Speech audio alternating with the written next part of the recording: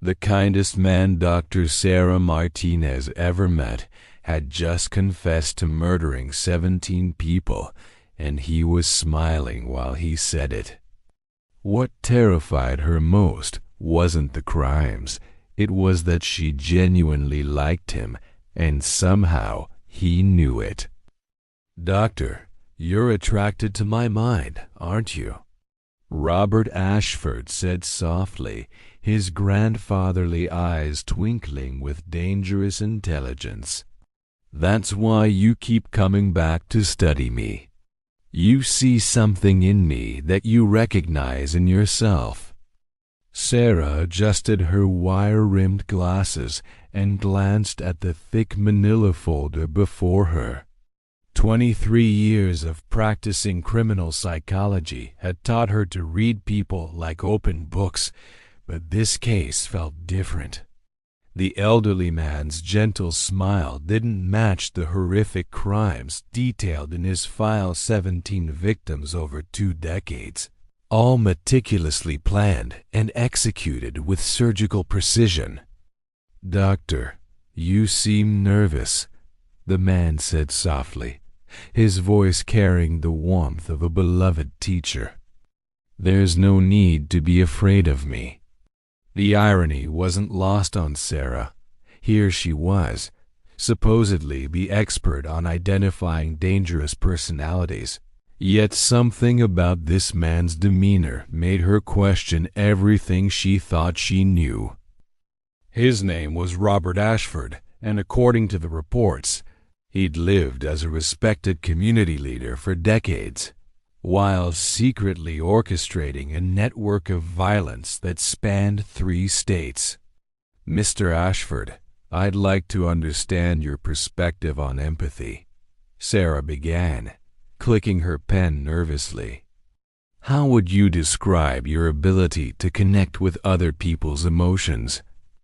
Robert's eyes sparkled with what appeared to be genuine interest. "Oh, I've always been exceptionally good at understanding people, Doctor. Perhaps too good, if I'm being honest." That phrase sent a chill down Sarah's spine. In her research, she'd identified 3 critical warning signs that preceded someone's transformation into what society labeled as evil. The first sign was hypervigilant emotional intelligence, an uncanny ability to read and manipulate others' feelings with frightening accuracy. Sarah had spent the last 5 years developing her theory after studying hundreds of criminal cases. She'd noticed a disturbing pattern among the most dangerous individuals. They didn't start as monsters. They began as highly perceptive people who gradually learned to weaponize their emotional intelligence against others. "Can you give me an example of how you read people?" Sarah asked, her professional curiosity overriding her growing unease. Robert leaned back in his chair, seemingly pleased by the question. "Well, take you for instance. You're trying to maintain professional distance, but I can see the slight tremor in your left hand. You're fascinated by me, but also terrified. You've probably read about my cases, and part of you is wondering how someone like me could have fooled so many people for so long." Sarah's blood ran cold. Every observation was accurate, uncomfortably so. She realized she was witnessing the first warning sign in real time, the ability to penetrate psychological defenses with surgical precision. "You're studying me as much as I'm studying you," Robert continued, his tone remaining conversational. "The difference is I've had decades to perfect my observations. I know that you bite your lip when you're processing difficult information, just like you're doing right now." Sarah involuntarily touched her lip, confirming his assessment. The man's ability to read micro-expressions and behavioral patterns was beyond anything she'd encountered in her career. It was a skill that could be used for healing or manipulation, and Robert had clearly chosen the darker path. "Tell me about your childhood," Sarah said, attempting to regain control of the conversation. "When did you first notice your ability to read people?" Robert's expression shifted subtly, and for a moment Sarah glimpsed something vulnerable beneath his composed exterior. "I was 7 when I realized I could see things others couldn't. My mother was crying in the kitchen, telling my father everything was fine, but I could see the bruises she was hiding. I could feel her fear like electricity in the air." The revelation offered insight into how exceptional emotional intelligence could develop as a survival mechanism. Children in chaotic environments often became hypervigilant to emotional cues as a way to predict and avoid danger. But somewhere along the way, Robert had transformed this defensive skill into an offensive weapon. "How did that make you feel?" Sarah asked gently. "Powerful," Robert replied without hesitation. "For the first time in my life, I had an advantage. While other children were confused by adult emotions, I could read them like newspaper headlines. I knew who was safe, who was dangerous, and most importantly, how to make people give me what I wanted." Sarah scribbled notes frantically, recognizing the critical moment when survival instinct had morphed into manipulation. This was the foundation of her first warning sign when heightened.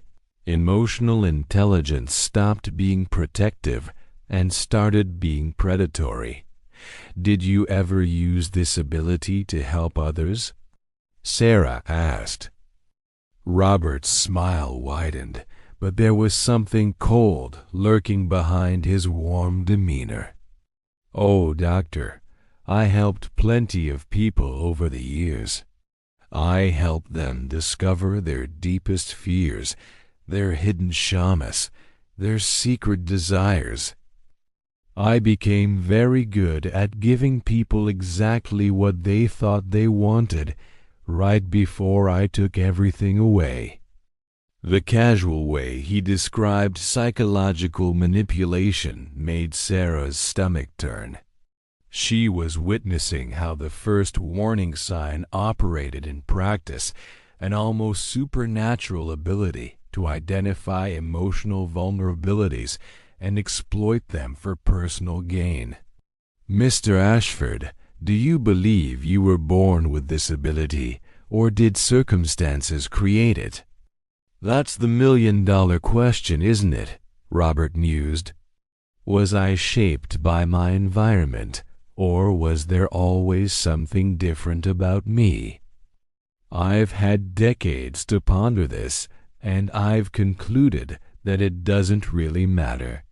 What matters is what you do with the gifts you're given." Sarah realized she was documenting something crucial for her research. The first warning sign wasn't just about having exceptional emotional intelligence. It was about the conscious decision to use that intelligence as a weapon rather than a tool for connection and healing. As their session continued, Sarah found herself both repulsed and fascinated by Robert's clinical description of his psychological development. He spoke about manipulating others with the same detachment a surgeon might use to describe a routine operation. "Doctor, you're documenting everything I'm saying," Robert observed with amusement. "Are you planning to write about our conversations?" Sarah's pen froze mid-sentence. She hadn't mentioned her research to him, yet somehow he deduced her intentions with unnerving accuracy. "Because if you are, Robert continued, his voice dropping to a whisper. You should know that I'm not the only one like me. There are others out there, and they're much better at hiding than I ever was. They're walking among us right now, perfecting their abilities, waiting for the right moment to reveal their true nature. The session ended with those chilling words echoing in Sarah's mind. As Robert was escorted back to his cell, Sarah stared at her notes, realizing she'd only scratched the surface of understanding how evil truly developed in the human psyche. 3 weeks after her initial session with Robert Ashford, Sarah couldn't shake the feeling that she was being watched. The sensation followed her from her downtown office to her suburban home, a persistent itch between her shoulder blades that no amount of rational thinking could eliminate. Her research into the psychology of evil had consumed her thoughts entirely. After identifying the first warning sign, hypervigilant emotional intelligence, she'd begun recognizing it everywhere.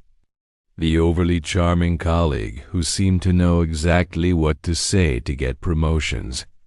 The neighbor who always appeared during family arguments, offering help with an unsettling eagerness.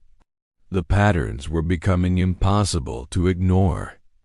Sarah pulled into her driveway and noticed her next-door neighbor, Marcus Chun, trimming his hedges despite the approaching darkness. He waved enthusiastically, and she forced a smile in return. Marcus had moved in 6 months ago and had quickly become the neighborhood's unofficial problem solver. Whenever someone faced a crisis, Marcus appeared with solutions, comfort, and an almost supernatural ability to say exactly the right thing. "Working late again, Dr. Martinez?" Marcus called out, his voice carrying genuine concern. "You've seemed stressed lately. Everything okay?" The question hit too close to home. Sarah had been careful not to discuss her work with neighbors, yet Marcus seemed to intuitively understand her emotional state.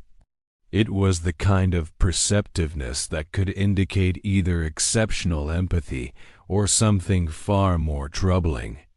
"Just busy with a challenging case," Sarah replied, gathering her briefcase and files.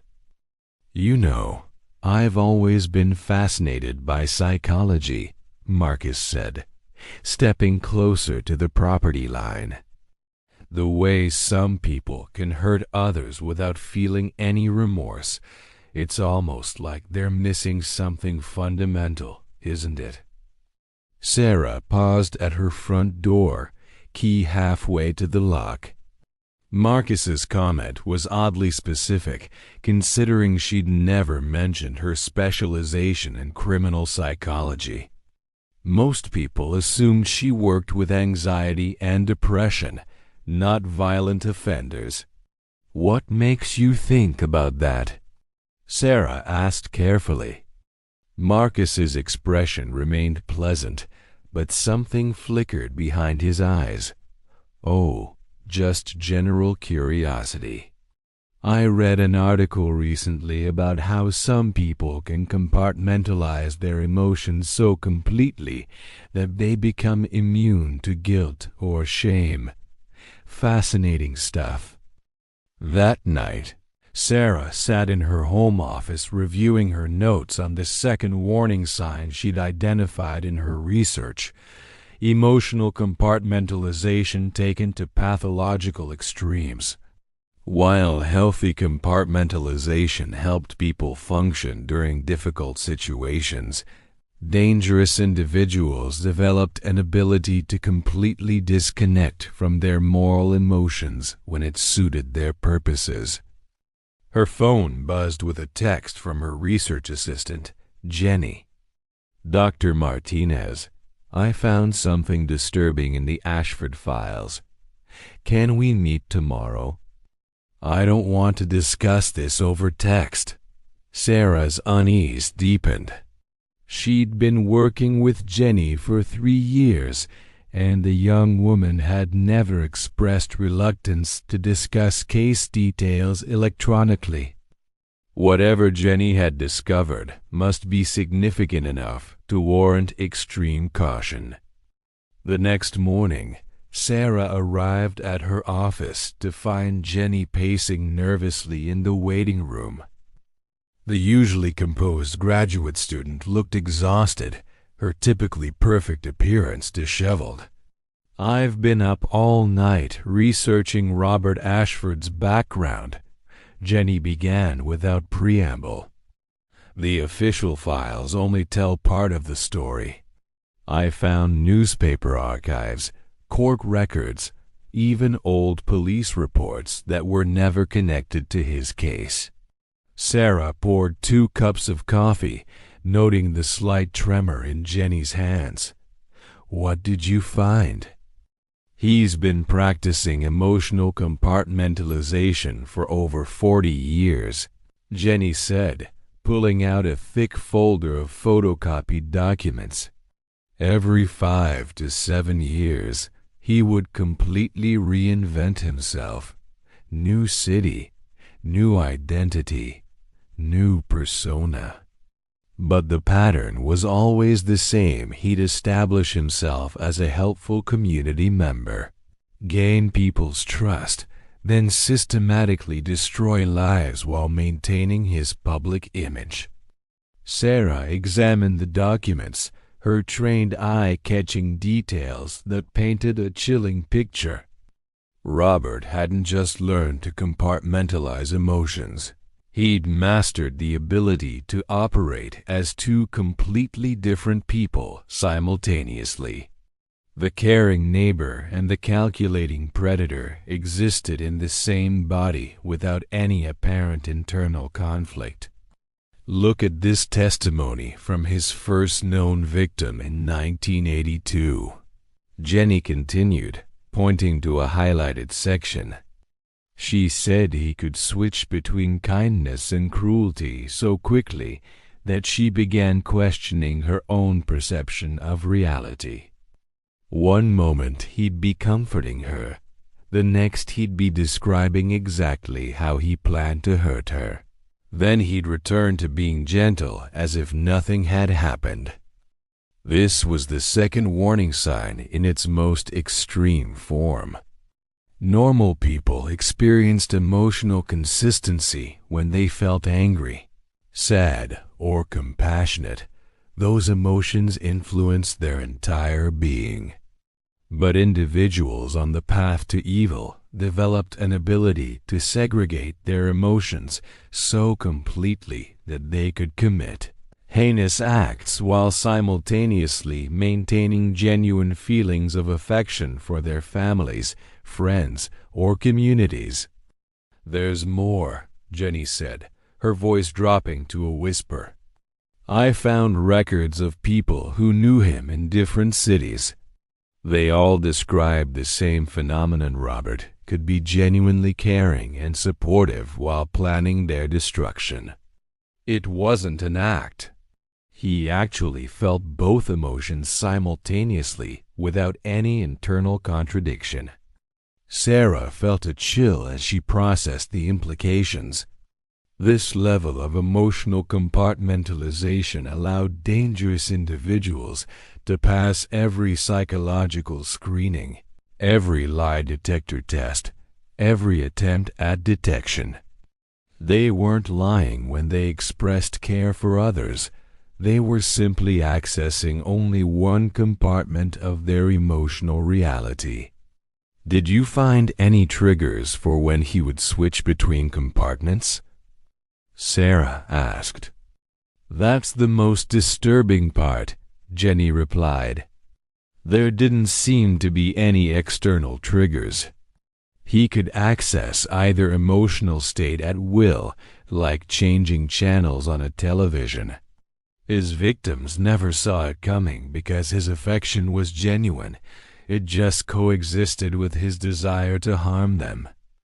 As Sarah reviewed the evidence, she began to understand why traditional psychological assessments failed to identify individuals like Robert. Standard evaluations looked for consistency in emotional responses, but the second warning sign represented a complete breakdown of that consistency. These individuals had learned to exist in multiple emotional realities simultaneously. Her phone rang, interrupting her thoughts. The caller ID showed the county jail where Robert was being held. "Dr. Martinez, this is Warden Harrison. I'm calling about your patient, Robert Ashford. He's been asking to speak with you specifically.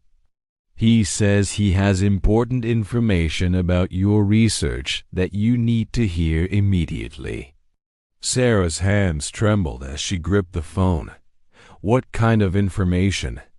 "He claims to know about other individuals with similar psychological profiles who are currently active in your area. He says time is critical and that lives may depend on what he has to tell you." After hanging up, Sarah stared at Jenny's research spread across her desk. The second warning sign was becoming terrifyingly clear: the ability to compartmentalize emotions so completely that genuine care and calculated cruelty could coexist without creating any internal dissonance. But Robert's message raised a disturbing question. If he could identify others like himself, how many people with this dangerous ability were currently living undetected in their communities? Sarah scheduled an emergency session with Robert for the following day, not knowing that her investigation into the psychology of evil was about to reveal that the most dangerous predators weren't those who lacked empathy. They were those who could feel everything while choosing to act on only their darkest impulses.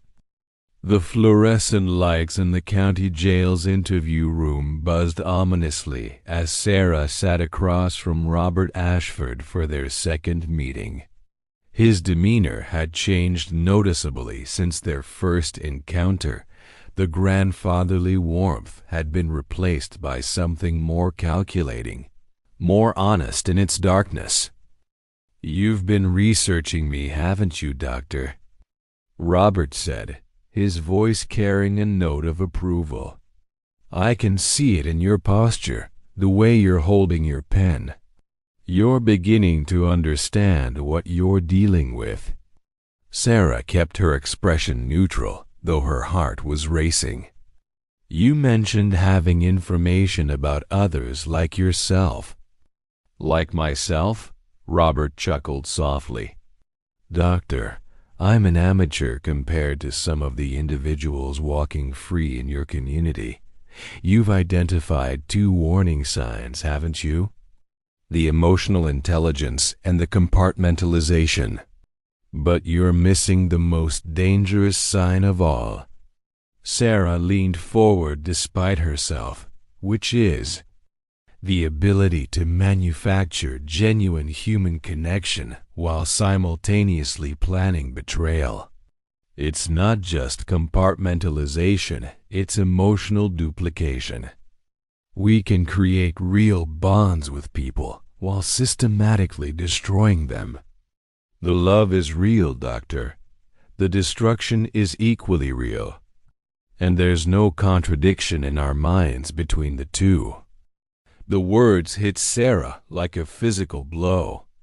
This was the third warning sign she'd been struggling to articulate: the capacity to form authentic, emotional attachments while simultaneously working to harm the very people they claim to care about. "You're talking about your neighbor, aren't you?" Robert continued, watching Sarah's face with predatory interest. "Marcus Chun, 42 years old, recently divorced, works in financial consulting. He's been watching you, studying your routines, learning your vulnerabilities. And the remarkable thing is, he genuinely likes you while he's doing it." Sarah's blood turned to ice. She hadn't mentioned Marcus to anyone, yet Robert knew details about her neighbor that she'd never shared. "How do you know about Marcus?" "Because he visited me last week," Robert said simply. "Claimed to be researching an article about criminal psychology. But I recognized what he was immediately: someone like me, but far more advanced. He's been practicing the third sign for years, Doctor. Creating genuine connections with potential victims while methodically planning their psychological destruction." Sarah's mind raced as she recalled her interactions with Marcus. His kindness had always felt authentic, his concern genuine. Even now, knowing what Robert was telling her, she found it difficult to believe that Marcus's care for her well-being could coexist with malicious intent. "The third sign is the most dangerous because it's undetectable," Robert explained, his tone taking on an almost educational quality. "When someone can genuinely love you while destroying you, traditional psychology fails. Lie detector tests read as truthful because the emotions are real. Behavioral analysis shows authentic care because the care exists.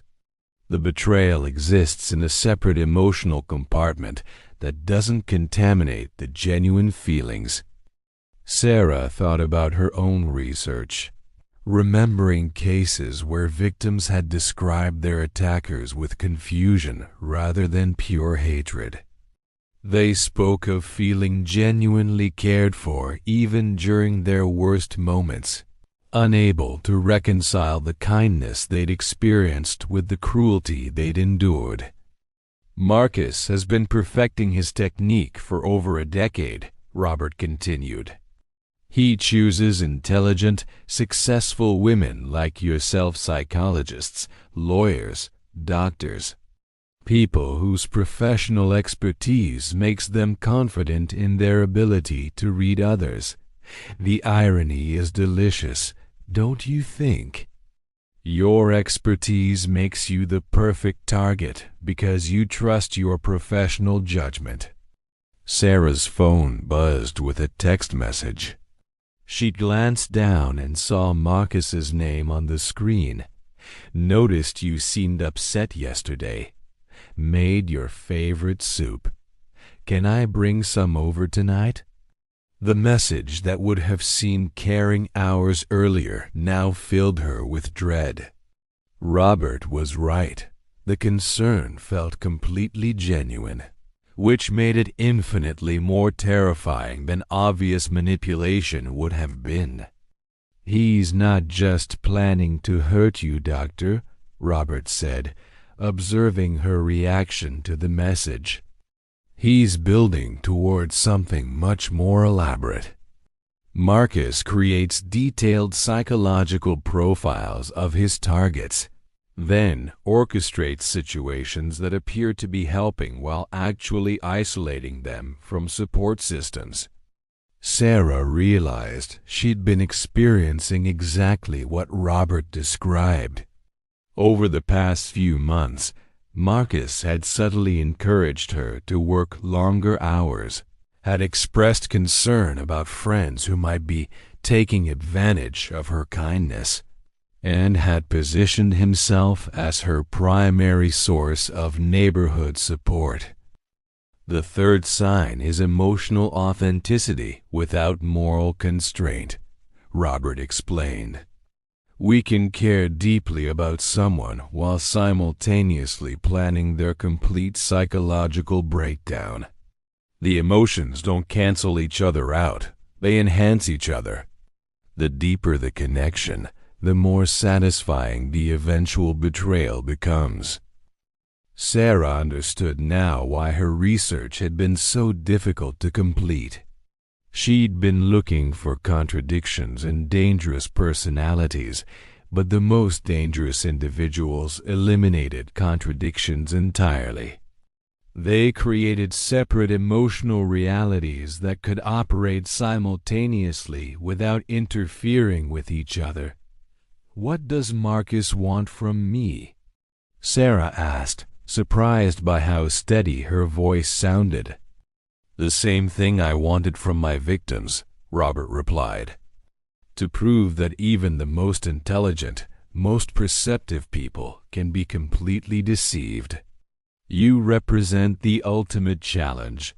Doctor, a criminal psychologist who specializes in identifying dangerous personalities. If he can fool you completely, it validates his superiority over normal human emotional processing." Sarah's phone buzzed again. Another message from Marcus. "Hope I'm not bothering you, but I've been thinking about our conversation yesterday. Would love to continue discussing your work sometime. Your insights about human behavior are fascinating."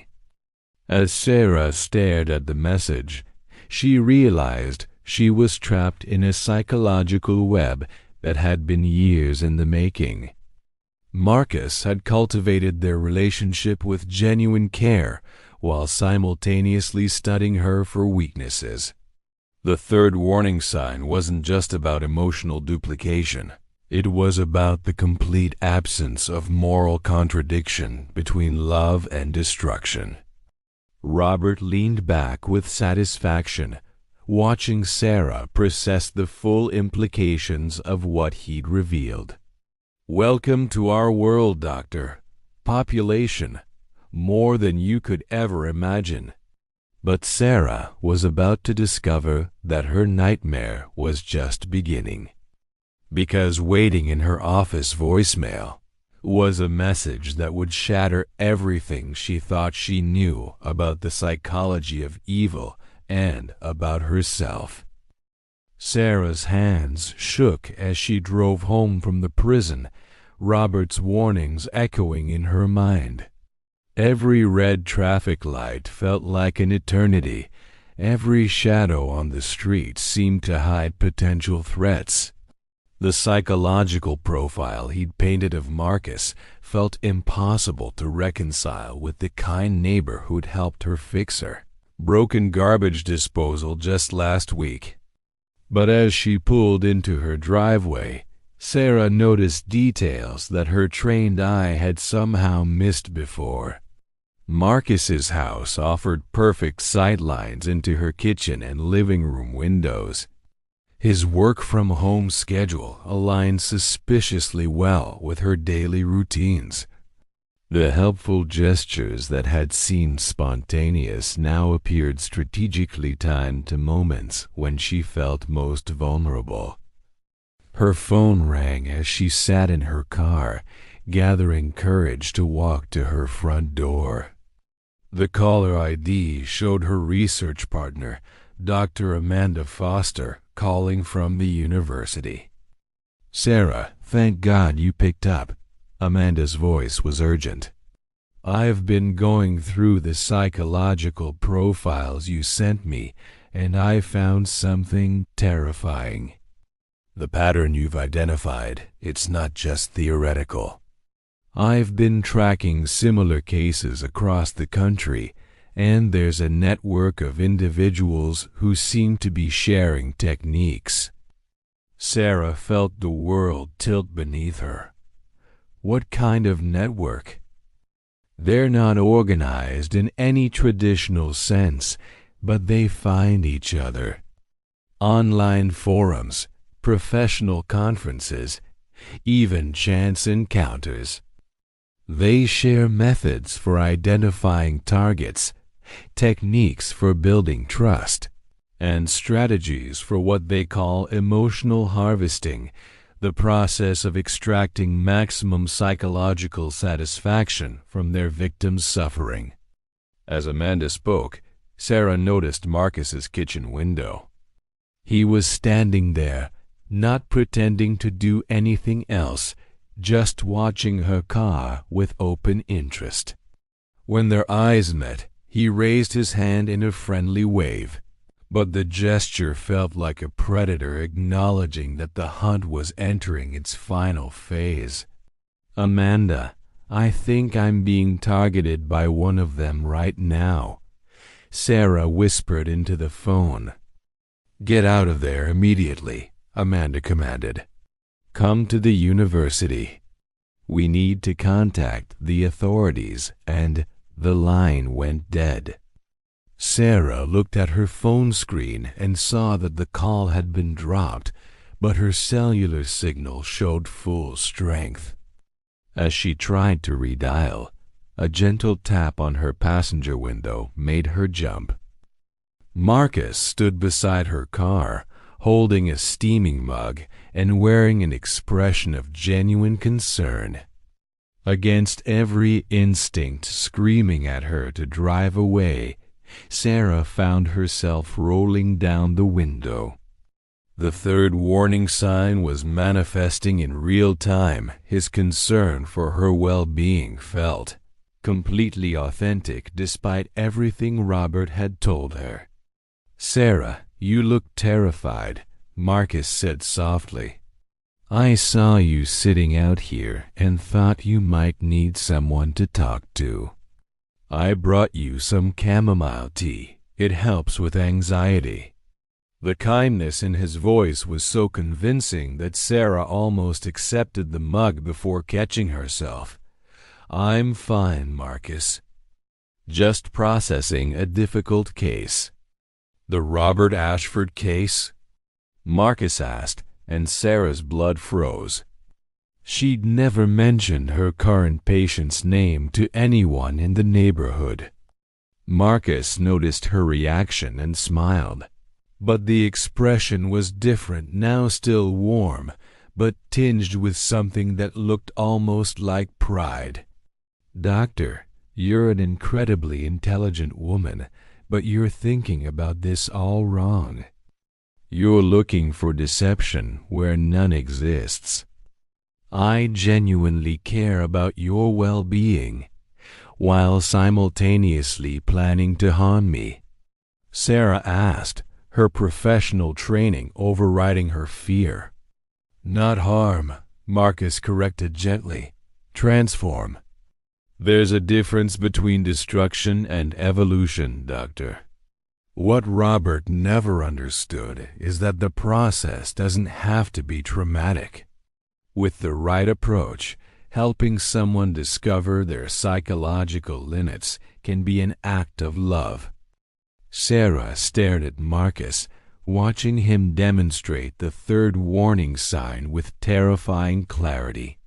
His concern for her was real, his affection genuine. Yet he was simultaneously describing a plan to psychologically manipulate her with the casual tone someone might use to discuss weekend plans. "You've been studying me for months," Sarah said, her voice steadier than she felt. 6 months, 2 weeks, and 3 days, Marcus confirmed with the precision of someone who'd been keeping careful records. "But doctor, you're misunderstanding the nature of our relationship. I haven't been deceiving you. I've been getting to know you. Every conversation, every moment of connection, every time I've helped you with something, those interactions were completely authentic." The explanation was more chilling than outright malice would have been. Marcus wasn't pretending to care about her. He genuinely did care while simultaneously viewing her as a subject for psychological experimentation. "What do you want from me?" Sarah asked. Marcus's expression shifted to something resembling disappointment. "I want to show you something beautiful about human psychology that most people never get to experience." I want to help you discover how resilient your mind really is, how much psychological pressure you can withstand before your perception of reality begins to shift. And if I refuse... Doctor, you're not in a position to refuse, Marcus said, his tone remaining gentle despite the threatening words. I've spent months becoming an integral part of your support system. Your friends think I'm wonderful.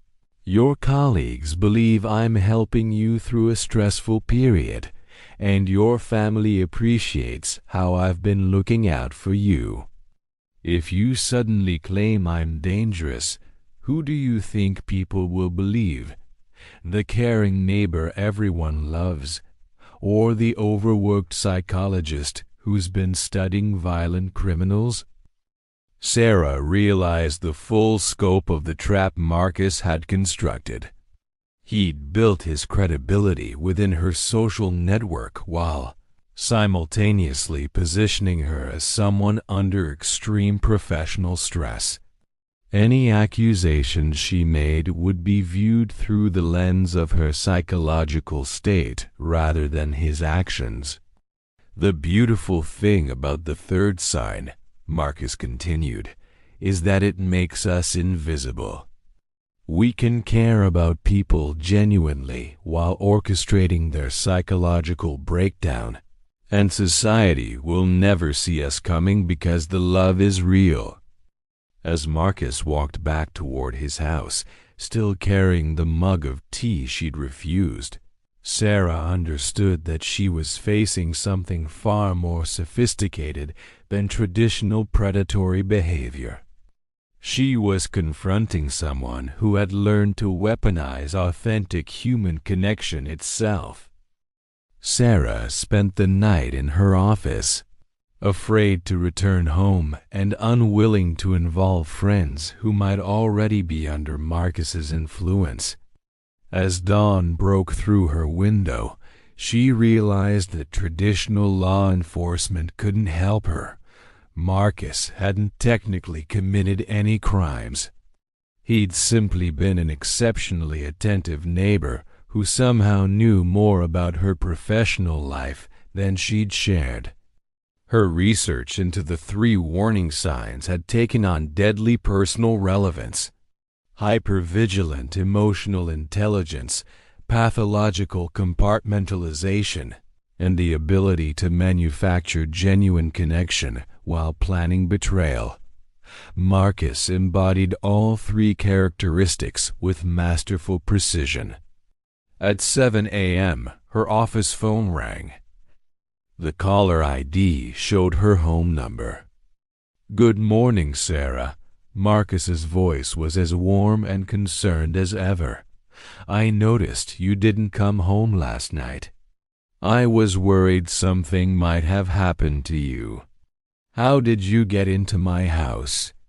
Sarah asked, though she suspected she already knew the answer. "You gave me a spare key 6 weeks ago, remember? When you were concerned about the break-ins in the neighborhood. You said it would give you peace of mind knowing someone trustworthy could check on things while you traveled." Sarah's memory of that conversation was crystal clear. She'd felt grateful for Marcus's offer to watch her house, touched by his willingness to take responsibility for her safety. The key exchange had been her idea, suggested during a moment when she'd felt particularly vulnerable after a difficult case. "I've been thinking about our conversation yesterday," Marcus continued. "I realize I may have frightened you with my directness. That wasn't my intention at all. I genuinely care about you, Sarah, which is why I want to help you understand something important about yourself." "What do you mean?" "You've spent your career studying people like me, but you've never examined why you're drawn to this work. Most psychologists avoid criminal cases. They find them too disturbing, too depressing, but you seek them out. You're fascinated by the psychology of evil because you recognize something familiar in it. Sarah felt her professional composure beginning to crack. That's not true, isn't it? Think about your childhood, Sarah. Your father's drinking, your mother's depression. The way you learned to read the emotional temperature of your household to predict when violence might erupt. You developed the same hypervigilant emotional intelligence that characterizes people like me. The only difference is what you chose to do with it. The observation struck too close to home. Sarah had indeed grown up in a chaotic household where survival depended on anticipating adult emotional states. Her ability to read people had been honed by necessity, shaped by the same environmental pressures that could create dangerous personalities.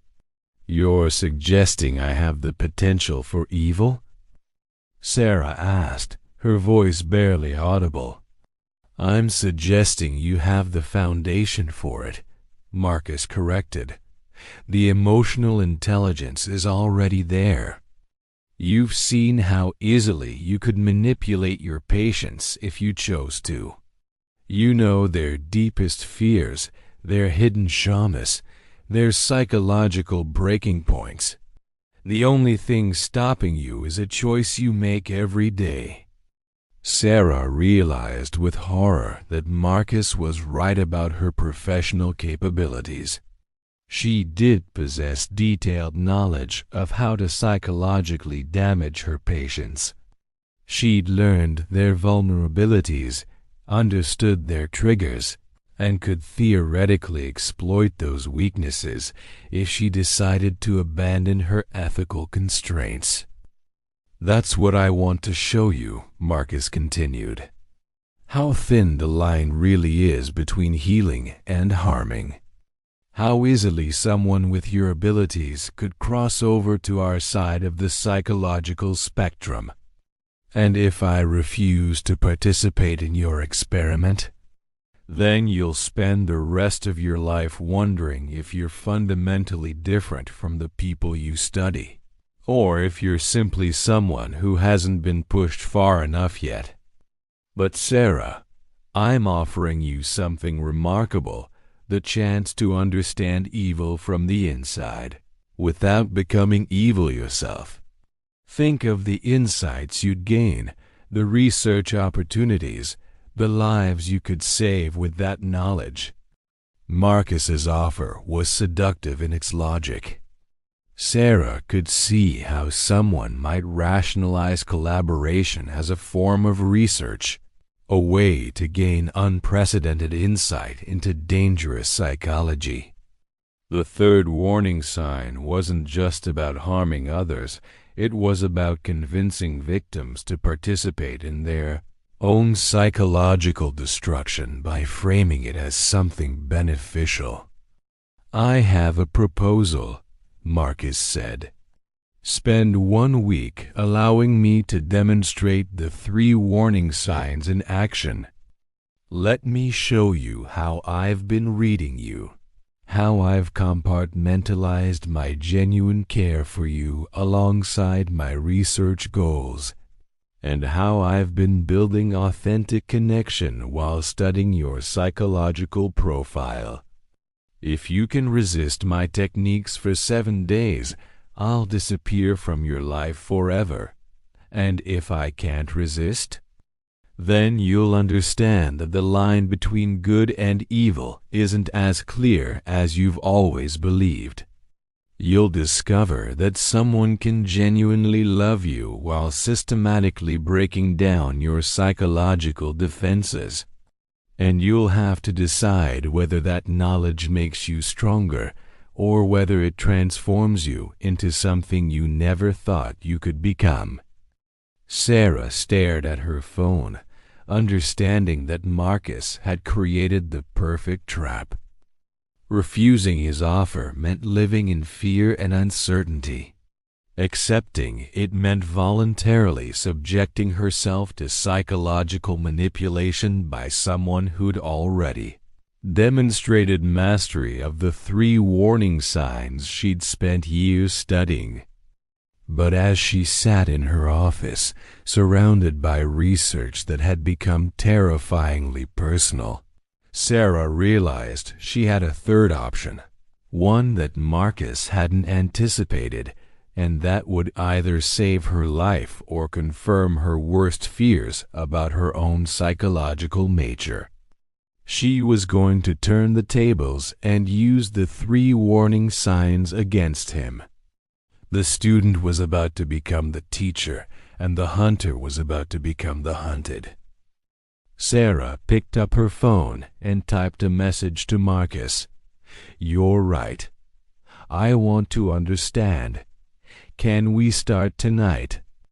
As she hit send, Sarah realized she was either about to outsmart a master manipulator or discover that she'd always been more like her subjects than she'd ever dared to admit. The line between studying evil and becoming it was about to be tested in ways she never imagined possible. But what Sarah didn't know was that Marcus had been expecting this exact response, and that her decision to fight back was exactly what he'd been waiting for all along. If this story left you questioning everything you thought you knew about human nature, you're not alone. Subscribe for more psychological thrillers that will keep you awake at night. Share this with someone who loves true crime and tell me in the comments, would you have made the same choice as Sarah? Your engagement helps us create more mind-bending content that explores the darkest corners of human psychology. Hit that notification bell because the psychology of evil is more complex than you ever imagined.